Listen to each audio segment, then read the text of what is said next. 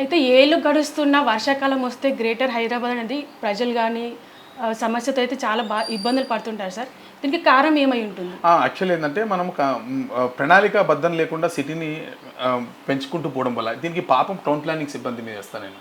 ఎందుకంటే మీరు చూడండి, టౌన్ ప్లానింగ్ వాళ్ళు అసలు ఎక్కడ యాక్షన్ తీసుకుంటారంటే, మీరు ఒక్క బిల్డింగ్ అయినా ప్రాపర్గా ఇప్పుడు రోజుకి ఎన్ని టౌన్ ప్లానింగ్ రెవెన్యూ 1400 కోట్ల రూపాయలు, 1400 కోట్ల రూపాయలు అనేక బిల్డింగ్ పర్మిషన్స్ ఇస్తూ ఉంది ప్రతి సంవత్సరం.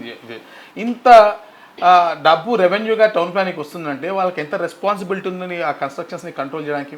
అంటే డబ్బులు ఇస్తే ఒక ఫ్లోర్ అయినా 2 ఫ్లోర్ అయినా 3 ఫ్లోర్ అయినా ఇష్టానుసారంగా వేసుకోవచ్చు అని వాళ్ళే నేర్పించారు. పేదోడు వేసుకుంటేనేమో ఒక రకంగా వివరిస్తున్నారు, పెద్దోడు వేసుకుంటేనేమో ఒక రకంగా వివరిస్తున్నారు.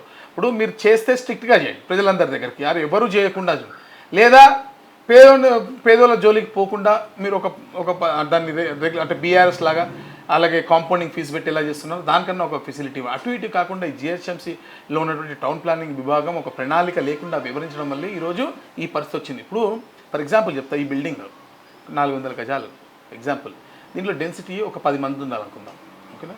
ఇక్కడ నేను 8 ఫ్లోర్లు కడుతున్నా, 16 ఫ్లాట్లు కడుతున్నా. 5 మంది ఒక ఇంటికి వేసుకోండి, ఎంతమంది అయ్యారు? 80 మంది అయ్యారు. నేను ఎంతమంది ఉండాలి? 10 మంది ఉన్న దగ్గర 80 మంది ఉన్నారు అనుకోండి, వాళ్ళకి సరిపడా సివరేజ్ పైప్ లైన్ కావాలా, రోడ్డు కావాలా, ఇన్ఫ్రాస్ట్రక్చర్ కావాలా, మరి ఇవన్నీ ఎక్కలు వస్తాయి? ఈ ఆలోచన అధికారులకు లేకపోవడం వల్ల దొంగలు, మీరు ఆర్టీఏలు వేస్తే దగ్గర పైపులు ఉంటాయి, ఆర్టీఏలు వేసిన ఆన్సర్ ఇయర్ వీళ్ళు దొంగలు ఉన్నారు. అంటే అందరు 100% కాదు, 50%. పాపం పని చేసేటోడేమో పని చేస్తూనే ఉన్నాడు, దొంగలు దోచుకుంటూనే ఉన్నారు. కాబట్టి ఈ పరిస్థితి దాపురించి. గ్రేటర్ హైదరాబాద్లో జిహెచ్ఎంసీ అనేది అభివృద్ధి అనేది ఎలా ఉంటుంది సార్? అభివృద్ధి ఎలా ఉంటుందంటే ఇట్లుంది. ఇప్పుడు మన మేయర్ గద్వాల మా అక్కయ్య గద్వాల విజయలక్ష్మి గారు ఎట్లా చేస్తే అట్లుంటుంది. మా ఇంట్లో టీవీ ఉంది, మా ఇంట్లో ఫ్రిడ్జ్ ఉంది, మా ఇంట్లో వాటర్ కూలర్ ఉంది, ఎయిర్ కూలర్ ఉంది, మేయర్ పదవి కూడా ఉంది. గట్లనే ఉంటుంది డెవలప్మెంట్.